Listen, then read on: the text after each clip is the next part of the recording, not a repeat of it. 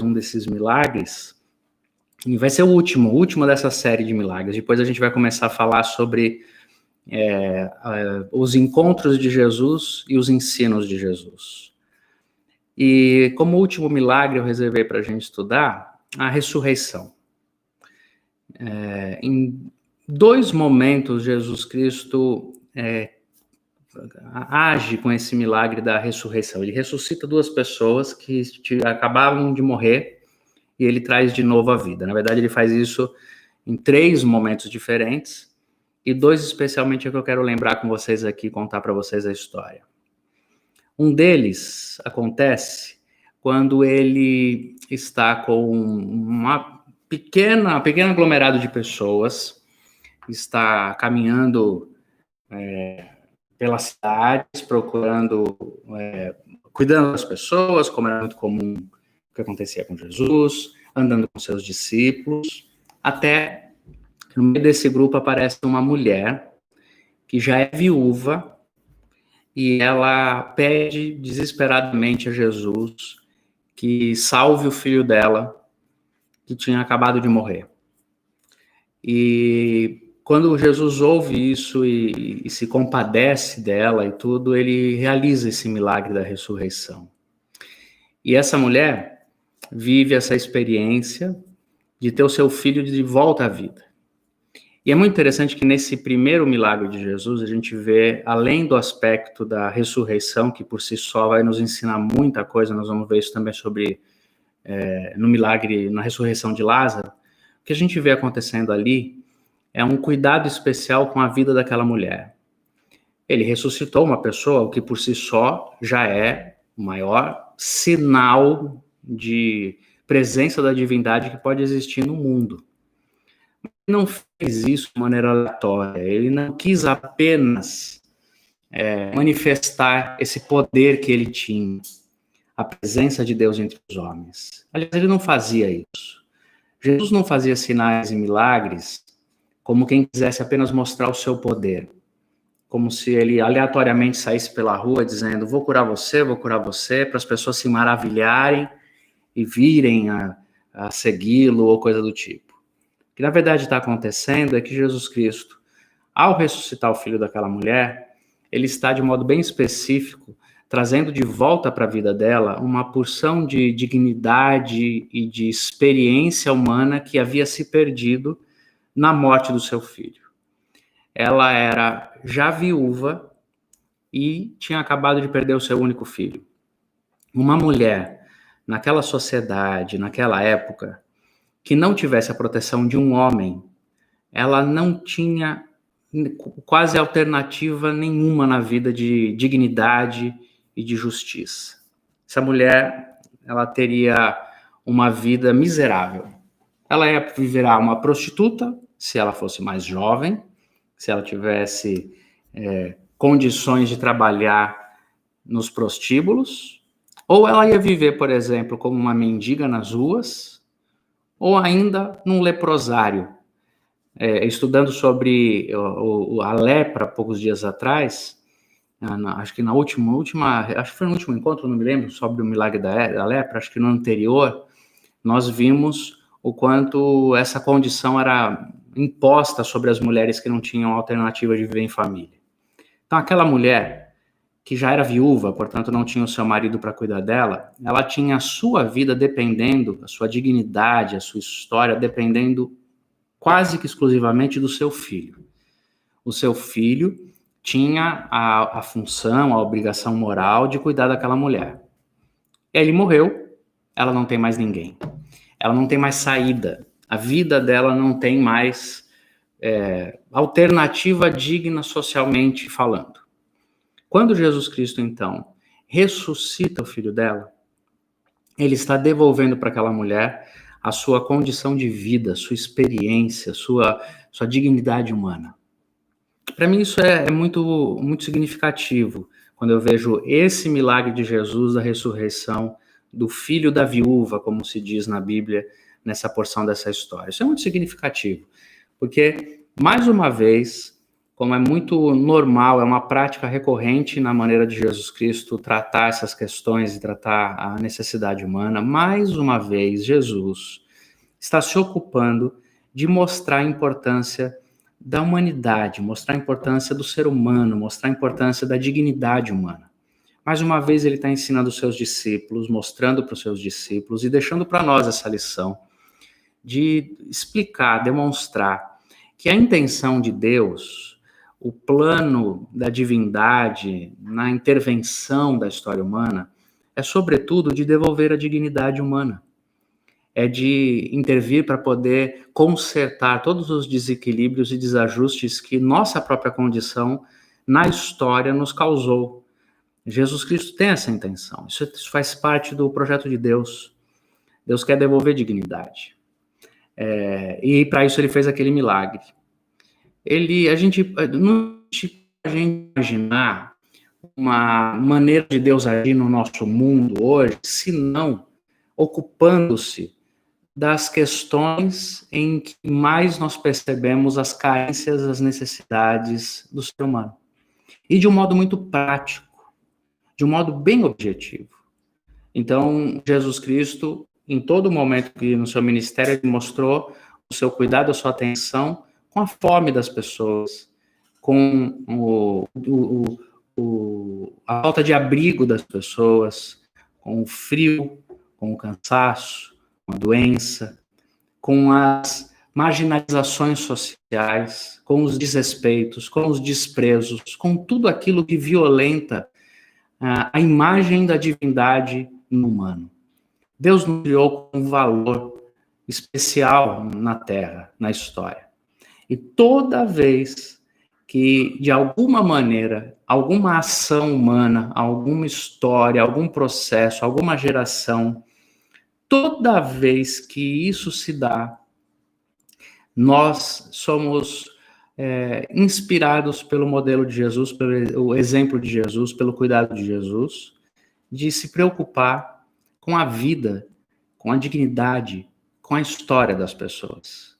Quando Jesus Cristo ressuscita o filho daquela mulher, ele está também ressuscitando a história daquela mulher, a condição de vida dela. Nós, se formos pensar sobre o desafio que os representantes de Jesus na Terra, a igreja, a religião, os que em nome de Deus dizem agir, se a gente for pensar sobre isso, a gente vai perceber que existe uma distância muito grande na maneira como muitas vezes nós, em nome de Deus, promovemos as coisas no mundo, porque é em nome de Deus que a gente promove essas indignidades, essas situações todas. Aliás, aquela mulher, ela se via sem alternativa, sem proteção, sem segurança, justamente por uma sociedade que, acreditando em Deus, no Deus que eles haviam construído, a partir da sua compreensão, da sua história, eles construíram um Deus que promovia a construção deles, baseada na ideia de Deus que eles tinham, promovia aqueles desequilíbrios todos que a gente vai ver chegando naquela mulher, culminando na história daquela mulher, que se sentia e estaria, de fato, completamente sozinha e abandonada se não tivesse o seu filho consigo. Portanto, quando Jesus Cristo ressuscita aquele menino, ele está devolvendo a dignidade a ela. A noção de evangelho, que é uma palavra muito conhecida por aqueles que se aproximam das escrituras, daqueles que têm um tipo de religião cristã, a ideia de evangelho, especialmente em Jesus, naqueles dias, através do que ele fez, é a ideia de que existe uma boa notícia para as pessoas. O evangelho quer dizer isso, inclusive, boa notícia. Uma boa notícia muito prática, tanto é que ele fala que tem uma boa notícia, tem um evangelho para os pobres, eu tenho um evangelho para os doentes, eu tenho um evangelho para os desvalidos, eu tenho um evangelho para os entristecidos. Essa ideia de eu tenho um evangelho, a palavra evangelho quer dizer boa notícia, eu vim lhe devolver o que de dignidade humana foi arrancado de você. É isso que Jesus Cristo veio fazer. E é isso que é a nossa missão como cristianismo, que tem que ser notada pelos isso, tem que ter isso como objetivo principal. Agora, de uma maneira bem pessoal, para mim, para você, o que eu vejo de modo muito profundo nesse texto é que nós somos, muitas vezes, como essa mulher. Muitas vezes a gente está numa situação da vida em que a gente não vê saída, e a gente sente, a gente elabora as perdas, a gente elabora as situações da vida como se fosse a nossa última possibilidade. Quando a gente perde algumas pessoas, ou perde algumas situações, ou vive algumas experiências que são fragilizadoras, relativizadoras da nossa existência, experiências de morte, experiências de ruptura, experiências de finalização. Temos alternativa. Como é que eu vou viver agora sem essa pessoa que estava do meu lado? Ou como é que eu vou fazer agora para sobreviver sem este emprego, sem esta realidade, sem essa estrutura? Como é que eu vou fazer agora que isso acabou? A gente tem a tendência de olhar para essas situações de perda, de ruptura, de fim, de despedida, de morte. A gente tem a tendência de olhar para essas experiências e sentir isso. A vida acabou junto. A vida foi embora com essa despedida, com essa morte. Já não há mais para mim o que fazer, já não há mais para mim alternativa, já não há mais para mim solução. E nesse sentido, a maneira de Jesus Cristo abordar essa história é dizendo: sempre existe possibilidade de ressurreição de vida depois de uma morte. Isso é algo que deveria preencher o nosso coração de esperança. A nossa esperança tem que ser sempre na força da ressurreição, mais do que no poder da morte. A nossa esperança tem que ser sempre na possibilidade de que a gente pode recomeçar. O apóstolo Paulo, quando vai falar, por exemplo, sobre isso, ele usa uma expressão muito interessante, uma frase que ele descreve na carta que escreveu aos Filipenses. De certa maneira, ele fala assim: tudo que eu quero na minha vida é conhecer em mim mesmo o poder da ressurreição de Cristo.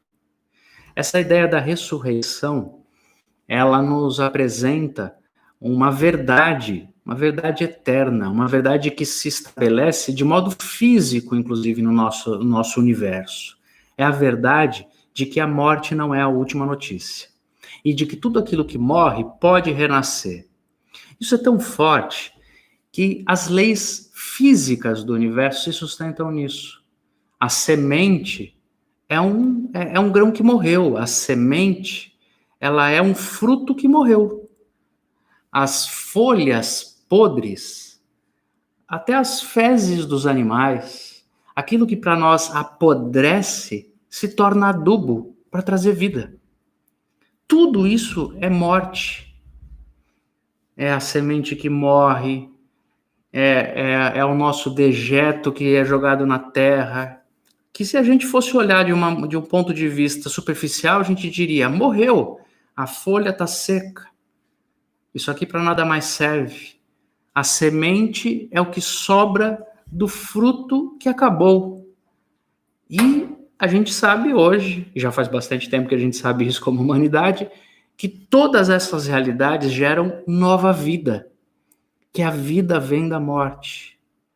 Isso é que quer dizer o princípio da ressurreição.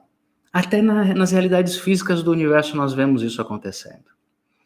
Se a gente for trabalhar isso no conceito espiritual, existencial, usando como paralelo, inclusive, essa história, essa verdade das realidades físicas, mas entendendo e compreendendo por que existe ressurreição no mundo, que é a ressurreição de Cristo na questão final, a grande questão é que isso vai impactar a nossa existência com um poder de esperança.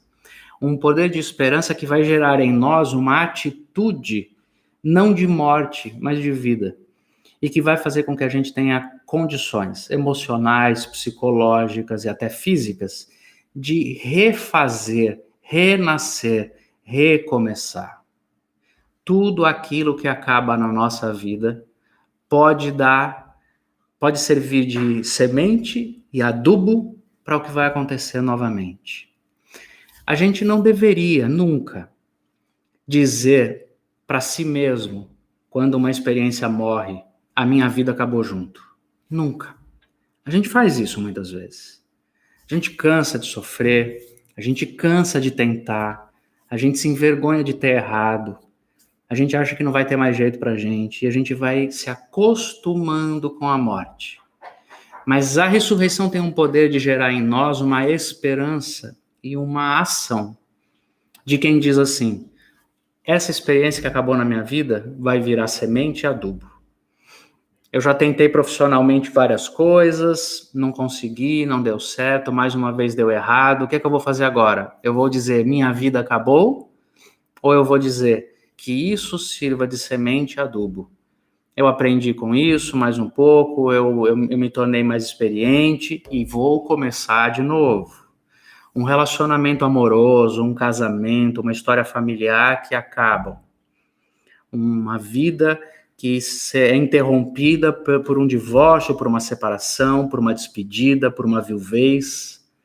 Essas rupturas na nossa linha do tempo que nos desmontam, nos desestabilizam. A gente muitas vezes olha para isso e diz, a minha vida acabou junto. Mas o poder da ressurreição é esse poder que nos enche o coração de esperança e diz, eu vou recomeçar. Quantas e tantas vezes que me forem necessárias e possíveis. Se ainda for possível recomeçar, eu vou recomeçar. Eu vou seguir em frente. Eu vou tentar de novo. Recomeçar é um direito inalienável do ser humano. É um direito que vem da construção física do universo. Essa é a regra de funcionamento do universo.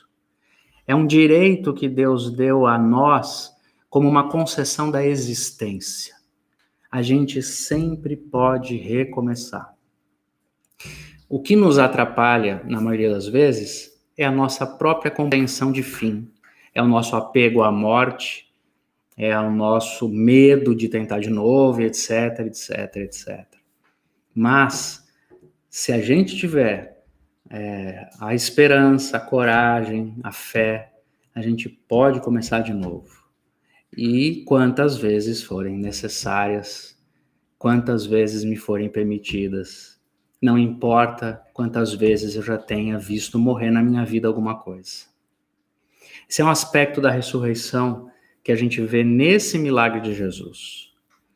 Num outro dia, num outro momento, a gente vê Jesus Cristo diante da morte do Lázaro.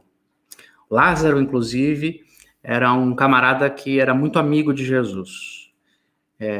Ele e suas duas irmãs, Marta e Maria. Os três eram muito amigos de Jesus. Jesus era uma pessoa que visitava a casa deles três. Eles eram amigos de, quando Jesus passasse pela região da casa deles, se hospedar com eles. A gente vê vários relatos no Novo Testamento da presença deles na vida de Jesus e de Jesus na casa deles. Até que um dia ele está longe, distante, vários dias de distância da casa deles, da cidade deles, e ele recebe a notícia de que o Lázaro está muito doente e está para morrer. Quando Jesus ouviu essa notícia, algo no coração dele foi muito forte a confirmar de que aquela doença do Lázaro não ia acabar na morte. Então ele se acalmou, ficou com seus discípulos onde estava e até demorou para seguir na direção do Lázaro. Quando, num determinado momento depois de receber essa notícia, veio a notícia de que o Lázaro tinha morrido. Ele então começou a se dirigir para a casa do Lázaro, para a cidade do Lázaro. Demorou um tempo para chegar lá. Não foi desesperadamente nem correndo para lá. Chegando na casa da família, um pouco antes, inclusive, de chegar na casa, quando chegou na cidade, já ficaram sabendo que ele estava chegando, a Marta correu na direção de Jesus, uma das irmãs de Lázaro, e dizendo para Jesus assim, Jesus, se o Senhor estivesse conosco, o meu irmão não teria morrido. Que pena que o Senhor não estava conosco. Jesus então diz para ela assim, fique tranquila, o seu irmão vai ressuscitar. Ela conhecia, ela sabia sobre o ensino da ressurreição. Sempre houve uma expectativa em grande parte do povo de Israel de que após a morte a gente vai ressuscitar e vai viver eternamente com Deus. Ela acreditava nisso, então ela respondeu isso para Jesus, dizendo: eu sei que o meu irmão vai ressuscitar um dia. E Jesus falou para ela: fique tranquila. Nesse caminho, nesse momento em que Jesus está recebendo a notícia ainda, aparece na Bíblia o que as pessoas costumam chamar, por curiosidade, do menor versículo da Bíblia, que diz simplesmente o seguinte: Jesus chorou. E isso, inclusive, fez com que as pessoas ao seu redor ficassem assim, nossa, espantadas. Jesus ficou muito comovido mesmo com a morte do Lázaro. Ele amava o Lázaro, olha como ele amava o amigo dele. Jesus chorou. E isso me ensina muito, muito, profundamente me ensina dessa humanidade de Jesus que a gente muitas vezes também perde. Ele já sabia o que estava acontecendo ali. De alguma maneira, Deus havia reservado aquele momento para que na ressurreição de Lázaro, que é o que vai acontecer logo logo, muitas coisas acontecessem, muitas coisas fossem ensinadas e reveladas. Jesus sabia disso. Mas a humanidade de Jesus é tão plena, ele é tão humano, como nós nunca vamos conseguir ser, inclusive, que ele sente a dor da morte. E mesmo sentindo, e mesmo sabendo o que ia acontecer, mesmo tendo esperança de ressurreição, ele sabe que a morte dói, ele sabe o que é perder o amigo, ele sabe o que as pessoas vão sentir ao perder o irmão. Então ele chora. Ele chora. O que nos ensina que acreditar e ter esperança, ter fé, não é o contrário de sentir dor e tristeza. As coisas andam juntas. Eu posso muito bem chorar, e devo fazer isso, quando eu sofro, quando eu perco. E se eu chorar quando eu perder e quando eu sofrer, isso não quer dizer que eu não acredite em dias melhores.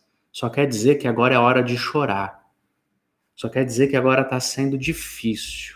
Aliás, uma das maiores comprovações de saúde humana, de saúde emocional, é chorar na hora de chorar e rir na hora de rir. Quando a gente ri de tudo, como já disse o Ferjá, a gente está desesperado. Quando a gente não consegue chorar, tem alguma coisa errada com a gente. É muito ruim, por exemplo, quando a gente não chora de verdade diante daquilo que nos afeta. É tão ruim quando você vê uma geração que não consegue mais chorar diante da morte, diante das coisas ruins e difíceis, que acha que tudo que tem que virar festa o tempo todo. Muito ruim. Porque quando a gente está sofrendo, a gente tem que chorar. Jesus chorou. Ele chorou a morte de Lázaro. Assim como lá na frente, poucos dias depois deste fenômeno da ressurreição, ele vai chorar pela sua própria dor. Há um paralelo muito grande entre a ressurreição de Lázaro e a morte, crucificação e ressurreição de Jesus. Jesus já sabia o que ia acontecer com ele, o Pai prometeu que ele ia ser salvo da morte, ele ia ser o primeiro humano a ressuscitar eternamente. Ressuscitar de uma maneira eterna. Diferente, inclusive, do que vai acontecer com Lázaro. Jesus vai ressuscitar para viver eternamente como espírito livre das condições e dos aprisionamentos da nossa humanidade corpórea. Ele sabe disso, mas quando ele está perto da morte, ele vai para um lugar chamado Getsêmani e ele chora, ele entra em desespero de dor. Então, a dor dele era tamanha que os seus poros começaram a verter sangue ao invés de suor. E ele clamava a Deus dizendo: Pai, afasta de mim esse cálice. É como se ele dissesse: se tivesse um jeito, eu não queria morrer. E aí depois ele dizia: mas que não seja feita a minha vontade, sim a sua. Esse momento de Jesus, de agonia, de tristeza, de dor, é de um humano. Homens de verdade, pessoas que são humanas de verdade, choram quando dói, choram quando sofre, choram diante da morte, choram diante das suas dificuldades, das suas lutas. Isso é humano. Quando a gente não chora é que nós temos algum problema. O não chorar diante da morte é que evidencia alguma situação que precisa ser olhada, observada, que não está correta. Por isso que Jesus chorou. Simplesmente assim. Chorou. Se dirigiu para a casa daquela família. E quando chegou na casa deles, já fazia 3 dias que o Lázaro tinha morrido. Os velórios, os sepultamentos, eles eram memorados naqueles dias, eram homenageados, feitos em homenagem naqueles dias, às vezes por vários dias e semanas. Então estava um monte de gente na casa deles ali e o Lázaro já estava morto. O Lázaro já tinha sido sepultado, colocado numa caverna com uma pedra, num buraco numa pedra, protegido por outras pedras, o que era muito comum em famílias que tinham uma posse mínima, onde a gente que tinha onde cair morto. E Jesus Cristo, então, foi para lá. Chegando lá, ele ouviu os lamentos das irmãs, que diziam, olha, se o senhor tivesse aqui, meu irmão não teria morrido, nós sentimos sua falta, o seu amigo morreu, todo mundo comovido. Então Jesus Cristo fala, me mostra onde ele está. Levaram ele até o sepulcro, o que era muito comum. Os amigos vinham de longas distâncias, iam até o sepulcro, faziam suas homenagens, lembravam de suas histórias. Um ritual muito comum em muitas culturas de respeito aos mortos. Só que Jesus, chegando lá, ele vira para aquelas pessoas que estão ali reunidas e fala para aquelas pessoas assim, tirem a pedra aí da frente, tirem essas pedras. O que também não era de todo absurdo, porque as pessoas tinham o costume de entrarem nos sepulcros depois de dias, 2, 3 dias, e depois de vários dias, até que, enquanto o corpo ainda estava em estado ainda de aproximação, que as pessoas podiam se aproximar, e eles passavam novas ervas, novos aromas, enfaixavam novamente o corpo, iam cuidando do corpo até que não tivesse mais o que fazer, para que prestassem suas homenagens, para que cuidassem daquele corpo. Então isso era comum. Tanto é verdade que é por causa disso que quando as mulheres vão lá na história de Jesus agora, visitar o sepulcro, encontram um sepulcro vazio e até acham que tinham roubado o corpo de Jesus. Elas foram lá num domingo pela manhã para poder cuidar do corpo de Jesus. Bom, quando Jesus Cristo pede, abra essas pedras, ele está fazendo algo que era historicamente, contextualizadamente ali, normal, exceto por um detalhe. Geralmente eram as mulheres que faziam esse trabalho. Eram as mulheres que conheciam as ervas, os aromas, eram as mulheres que sabiam fazer esse tipo de trabalho de trocar as faixas, etc, etc. Então, quando Jesus pede para que as pedras sejam tiradas, ele dá a entender de que ele vai entrar. As pessoas devem ter olhado assim, achado confuso, porque afinal de contas as mulheres fazem isso. Mas tirando esse fato, tudo bem, vamos tirar aí, vamos ver o que está acontecendo. Quando Jesus Cristo pede para que eles tiram as pedras ali de dentro, ali da frente, então Jesus chama o Lázaro e fala, Lázaro, vem para cá. Já fazia 3 dias que o Lázaro estava ali, enterrado, sepultado. Lázaro, vem. E aconteceu um milagre extraordinário. O Lázaro saiu de lá de dentro.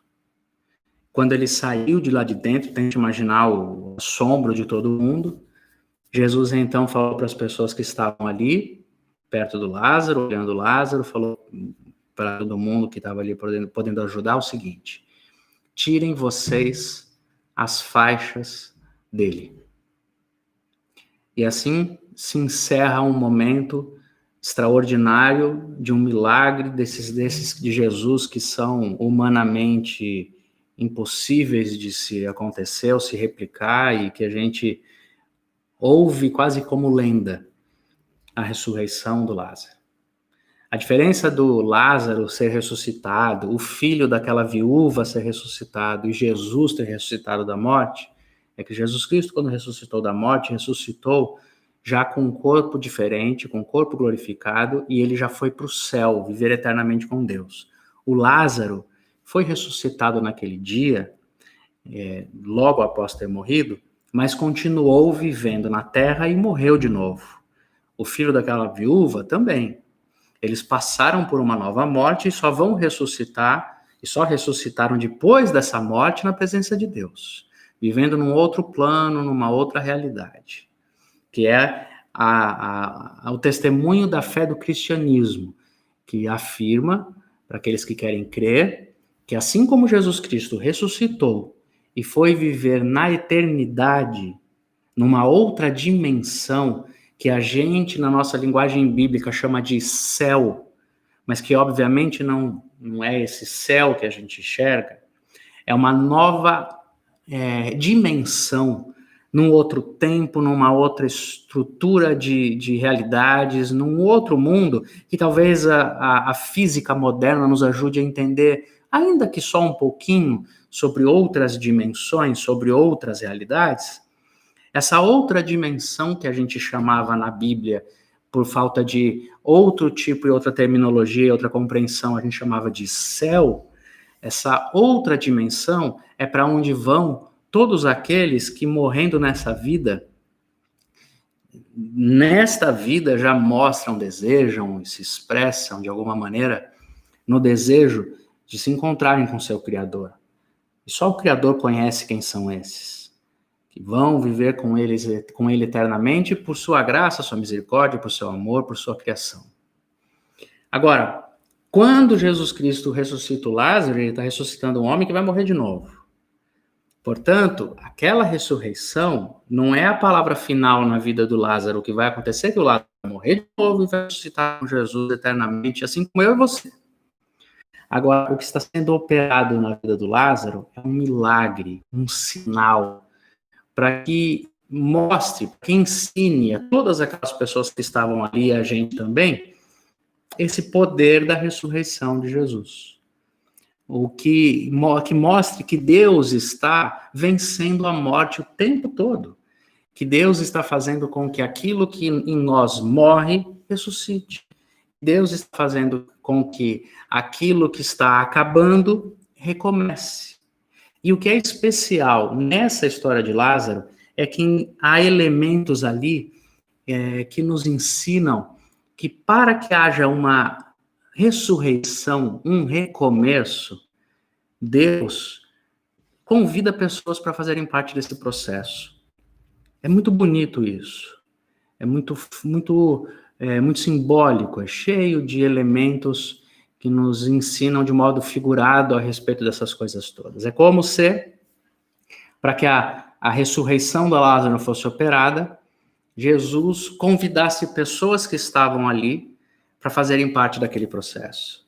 Em primeiro lugar, Jesus pede para que alguém ajude, algumas pessoas ajudem a tirar a pedra da frente para que ele possa buscar o Lázaro.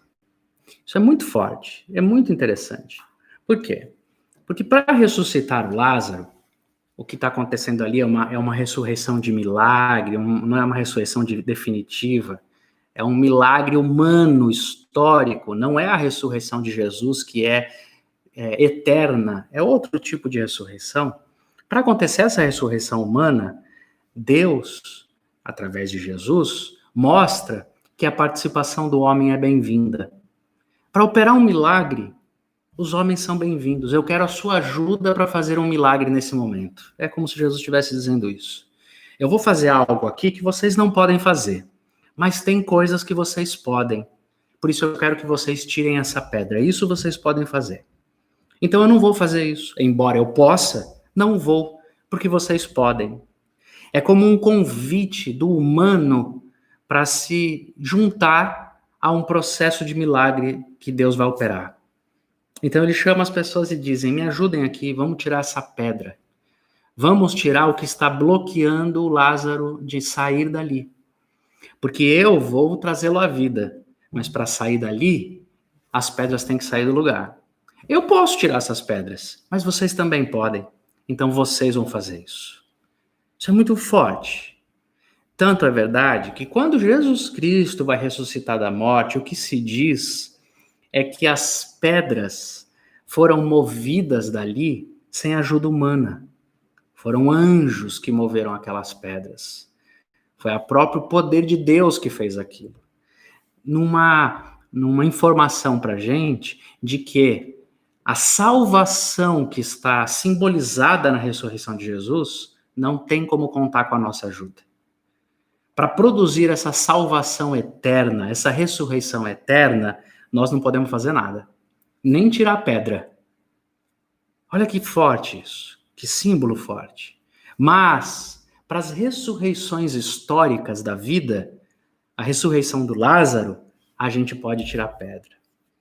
E o significado de tirar aquelas pedras ali é tirar o que está impedindo que aquele homem, aquela pessoa, experimente a ressurreição na sua vida. A gente tem impedimentos assim. A gente tem impedimentos,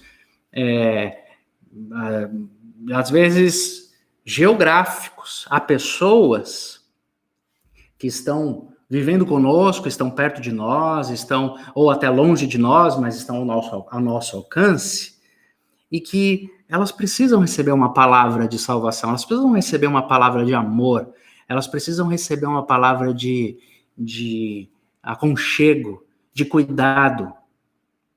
É Deus quem vai produzir nelas alguma coisa, mas Ele nos convida para chegar até elas. A gente tem que ir, a gente pode ir, a gente pode fazer alguma coisa.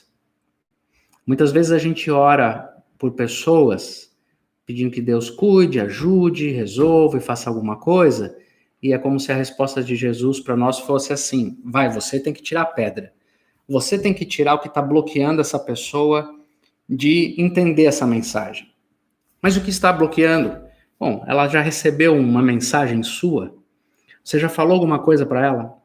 Você já foi visitá-la? Você já convidou-a para vir aqui e fazer parte disso? Você já entregou para ela alguma coisa para que ela encontrasse uma palavra, uma mensagem de ajuda? Você já indicou para ela uma ajuda, um apoio? O que foi que você fez nesse desejo que você tem de que aquela pessoa seja liberta, seja tratada, seja cuidada? A gente sempre pode fazer alguma coisa. Tem pedras que são nossas. Assim como na nossa própria história. A gente, às vezes, coloca pedras e bloqueios na experiência que a gente pode ter com Jesus. Nós colocamos dificuldades.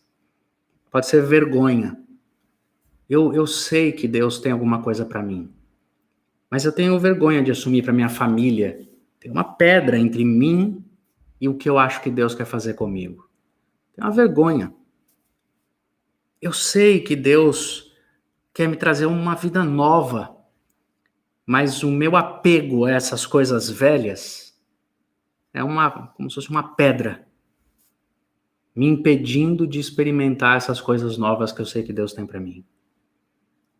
Eu sinto que Deus quer que eu viva coisas diferentes, mas existem pedras me bloqueando. E enquanto a gente não se levanta e tira as pedras, a gente não experimenta o poder da ressurreição. Existem coisas que eu posso fazer por mim e eu posso fazer pelos outros. Para essas coisas, Deus está nos esperando. Ele também pode. Quem vai ressuscitar os mortos pode tirar uma pedra com a força do pensamento. Mas ele não vai fazer isso. Ele quer que a gente tire as pedras. Ele quer que a gente se comprometa com o nosso próprio processo de cura. Eu sei que eu posso viver uma vida mais tranquila, mais serena. Eu sei que eu posso encontrar alguma coisa nova dentro de mim mesmo. Eu sei que eu posso me entender, eu sei que eu posso melhorar meus relacionamentos. Mas para isso, eu preciso procurar uma ajuda médica, uma ajuda terapêutica, uma ajuda de amigos. Eu preciso fazer alguma coisa. E enquanto eu não fizer isso, é como se eu bloqueasse o acesso a esse poder da ressurreição. Deus não costuma fazer aquilo que a gente pode fazer. Ele quer que a gente se comprometa. Ele quer que a gente responda a uma pergunta que foi formulada na psicanálise, por exemplo, que diz assim, que o Lacan nos trouxe de volta uma questão lá do Freud, que é: qual a sua responsabilidade no caos do qual você reclama? Naquilo que a sua vida está desorganizada, desestruturada, que você olha e fala, eu não queria que fosse assim, queria que fosse diferente, queria que fosse melhor. Ok. Qual a sua responsabilidade nisso? Quando a gente olha para isso e fala, tá, eu entendi o que você quis dizer, eu tenho que fazer alguma coisa, tem coisas que eu não estou fazendo. Faça o que você tem que fazer. E você vai experimentar um milagre de ressurreição que é só Deus é quem pode fazer. Tem pedras que nos atrapalham. Jesus vai nos chamar e falar, comprometam-se com aquilo que vocês querem ver mudar na vida de vocês. Comprometam-se com isso. Tirem as pedras. E o que eu vejo de extraordinário também de Jesus Cristo, ao chamar o Lázaro e realizar a ressurreição, ele faz algo por Lázaro, assim que ele já tinha feito isso pela filha daquele fariseu, daquele rabino que cuidava da sinagoga. Mesma coisa. Quando ele ressuscitou essa menina, nós temos um dos milagres que Jesus fez foi esse. Você tem isso nos nossos estudos em algum lugar aqui, nos nossos encontros aqui no próprio YouTube. Quando ele a ressuscita, que eram questões de horas, ela tinha acabado de morrer, ele tira ela da morte ali, ele praticamente faz uma ressuscitação ali. Ele fala para os pais, deem de comer a menina. Cuidem dela, ela só tem 12 anos. Ela precisa comer, para ela não cair de novo e não morrer de fome agora. Dá de comer, dá água, faz ela sentar, cuida dela. Quando Jesus Cristo ressuscita o Lázaro, ele sai de lá todo enfaixado, quase embalsamado. Então ele fala para as pessoas, agora vocês tirem as faixas dele. Agora vocês cuidem dele, porque ele vai continuar vivendo, e ele vai continuar sendo apenas um humano como vocês, e vocês podem contribuir também, ainda, tirando as ataduras, as faixas, o que ficou de marca, o que ficou de história dessa morte que ele viveu. Limpem isso, limpem isso. Mais uma vez, Jesus Cristo nos chama, primeiro como humanidade, como grupo coletivo, como família, como amigos, como igrejas, como qualquer grupo onde existe empatia, amor, respeito, preocupação de uns para com outros. Jesus nos dá aquele privilégio, a honra, de poder ajudar as pessoas que saíram de uma experiência de morte, que saíram de uma experiência de perda, a recomeçarem suas vidas. Deixa eu ajudar você. Deixa eu te ajudar. Seja bem-vindo no nosso grupo, seja bem-vindo no nosso meio. Nós vamos ajudar você a tirar as marcas da morte que lhe sobreveio. Nós vamos tirar de você as suas faixas, para que você viva como um humano de novo. Ele pede para aquelas pessoas fazerem isso. E o que nos ensina também, num processo muito bonito, nos ensina a própria questão do processo, de que Jesus fez um milagre, trouxe de novo aquele homem à vida, mas ele não o tornou imune e isento de processos da vida. Você está vivo, só que agora você tem que tirar essas faixas de morte. É um processo. Você já não está mais vivendo aquela experiência que você tinha vivido. Eu tirei você da morte e trouxe você para a vida. Eu interrompi um ciclo na sua vida de morte e te dei uma nova vida. Só que agora você tem que passar por um processo até terapêutico, de desenfaixar, tirar as marcas, tirar os traumas, tirar as memórias. Porque se você, que agora está vivo, sair daqui e sair por aí andando enfaixado, você vai ser um vivo morto. Vai estar respirando, olhando, andando para todo lugar, mas vai estar vestido com uma faixa já fedida, já apodrecida pelas marcas da sua vida. Não ande carregando os seus traumas enfaixados em você. Submeta-se a processos de cura, de deixar o passado, de deixar a história.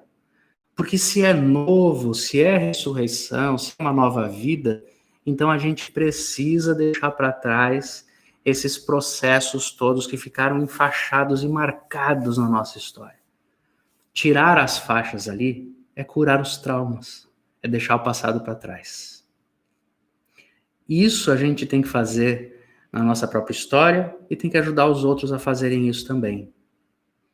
A gente tem que servir de aliados nos processos de destraumatização dos outros. Ajudar os outros a falar, ajudar os outros a deixar para trás as coisas, ajudar os outros a pensarem no futuro. Nós somos todos aqui terapeutas de um novo jeito de viver. É para isso que devem servir as famílias, as estruturas, os ambientes sociais e religiosos. Mas olha que coisa interessante. É muito difícil isso acontecer. Na maioria das vezes, a gente recebe alguém que está querendo mudar de vida, porque viveu uma experiência profunda, mas ao invés de a gente ajudar a tirar a faixa, a gente aperta a faixa. Como se a gente olhasse para algumas vezes para as pessoas e dissesse, mudou nada, não muda não, esse aí, não mudou não. Quando as pessoas começam a tentar viver uma vida diferente, a gente lembra do passado delas. Sabe que existem relacionamentos conjugais, especialmente esses, que quando uma pessoa faz algo grave, machuca muito o outro, fere, trai, rejeita, faz alguma coisa que machuca muito, mas ele se arrepende e volta para o relacionamento pedindo perdão, aquele que foi ferido, aquela que foi ferida, às vezes recebe de volta, mas fica o resto da vida jogando na cara do outro a dívida. O que você fez comigo não tá aqui, tá aqui. Recebe de volta a pessoa, mas nunca mais consegue confiar nela. Talvez nem queira confiar mais. Como se gostasse de guardar um pedaço da faixa da morte que ela viveu. E o que Jesus está ensinando ali para nós, através dessa dimensão de comunidade que se estabelece ali, as nossas relações comunitárias são muito importantes para tirar as faixas conosco. A gente precisa de gente que acredite na gente. Senão a gente não consegue, é muito mais difícil. A gente precisa de gente que diga, você vai conseguir sair dessa. Você vai conseguir de novo. Você vai melhorar. A gente precisa de gente que acredite na ressurreição do nosso lado. Que acredite assim, você é um ser humano, não importa o que aconteceu antes, já aconteceu. Não importa às vezes tentou, não deu. Quer tentar de novo? Então vamos lá, vamos tirar essas faixas daqui.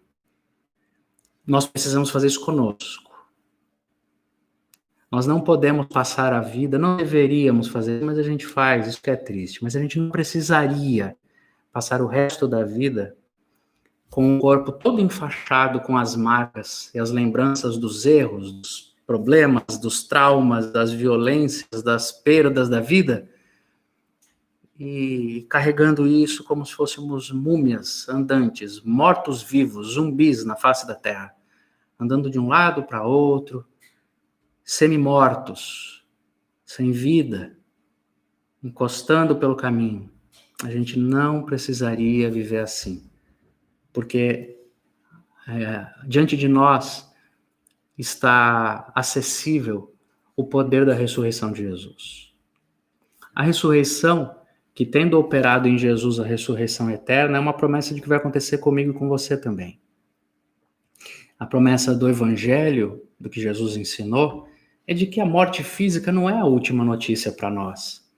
A gente vai morrer fisicamente aqui, todos vão mesmo, mas que quando a gente morre aqui fisicamente, a gente está vivo, no mesmo instante, inclusive fora do tempo, fora desse espaço, numa outra dimensão, numa outra realidade, que são tão outra, que fez o apóstolo Paulo usar uma poesia para explicar isso, sem poder explicar direito. Ele falou assim: nem olhos viram, nem ouvidos ouviram, nem jamais passou na cabeça de qualquer pessoa aquilo que Deus tem preparado para aqueles que o amam. Essa dimensão do futuro eterno é numa outra dimensão, é numa outra realidade, é num outro tempo, é numa outra história. É tudo tão outro, que qualquer coisa que a gente fale aqui não é aquilo. Falar é perder. Dizer que entendeu é perder de vista. A única coisa que nos cabe é a esperança de que, sendo este totalmente outro lugar, dimensão, realidade, é a nossa casa de pleno amor, a nossa casa de plena aceitação. É para lá que todos vamos. Foi para este lugar, esta dimensão que Deus nos fez. Para uma realidade, uma experiência que tudo então fará sentido. Tudo isso que hoje não faz sentido, tudo isso que hoje não se encaixa, tudo isso que hoje eu não entendo, tudo que hoje está em aberto, tudo que hoje está fazendo falta, tudo que hoje causa dor, tristeza, indignação, tudo isso que hoje é cheiro de morte, vai acabar aqui. A ressurreição é a última palavra. E essa ressurreição eterna, que tem tantos significados, e qualquer pessoa que quisesse elaborar e pensar nela a partir das palavras de Jesus e dos ensinos dos apóstolos, poderia ficar falando de um modo figurado, para encher o nosso coração de esperança, se isso for possível, mas todo esse significado deste outro que a gente não consegue alcançar, deste outra dimensão, outra realidade, outra vida, que é a nossa, que é para onde vamos, todo o significado disso e todo o impacto disso se vê nas coisas mais simples da nossa existência, em que tudo o que acaba e morre pode ressuscitar. Que Jesus opera isso na nossa vida para devolver-nos a dignidade humana. Que Jesus opera essas coisas na nossa vida a partir do nosso comprometimento. E a partir do comprometimento daqueles que nos amam e querem nos ajudar a viver uma nova vida e a seguir em frente. Eu gosto muito dessa expressão do Paulo e por isso eu vou terminar com ela lembrando mais uma vez essa expressão. Tudo que eu quero conhecer na vida é o poder da ressurreição de Jesus.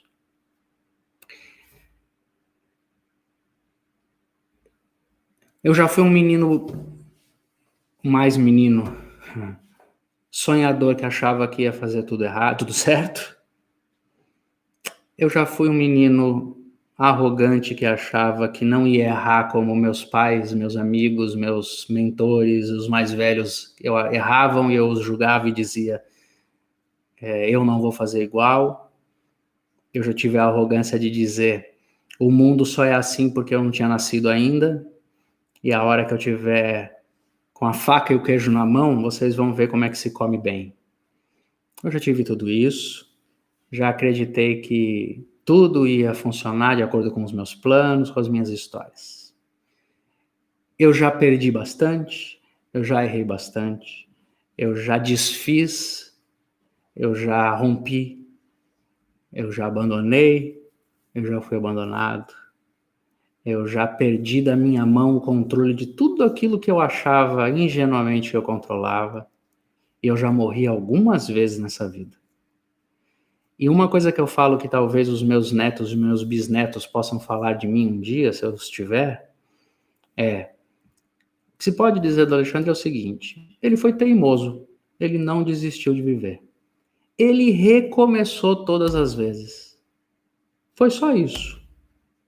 Eu acreditei que eu podia recomeçar. Se eu estou aqui essa noite conversando com vocês, é só por isso. Eu acreditei que eu podia recomeçar e eu encontrei uma pessoa que acreditou comigo num momento que eu estava quase deixando de acreditar. A Keila fez toda a diferença na minha vida quando acreditou e quando me disse que eu tinha que fazer, eu estou fazendo hoje. Então, inclusive, a culpada disso, em grande parte, é ela. Essa é a importância da gente ter gente que diga, não, você vai começar de novo sim, eu acredito em você. A única coisa que explica a minha vida é, eu estou ressuscitando. Tem coisas ressuscitando dentro de mim, tem coisas ressuscitando na minha história. E como vai ser daqui para frente? Sei lá, será que eu vou morrer de novo? Não sei. Quantas vezes isso pode acontecer? Sei lá. Eu já não tenho mais a ilusão de garantir que nada de mal vai acontecer. Mas pode ter certeza de uma coisa: se depender de mim, eu vou ressuscitar, recomeçar e renascer todas as vezes que forem necessárias e me forem permitidas. Eu sou apenas um teimoso. E ressuscitar é muito bom. Eu recomendo para você. Simplesmente acredite. Procure ajuda para tirar suas pedras. Procure ajuda para tirar suas faixas. E não deixe de acreditar que tudo pode ser diferente amanhã cedo, se você quiser. Que Deus nos abençoe.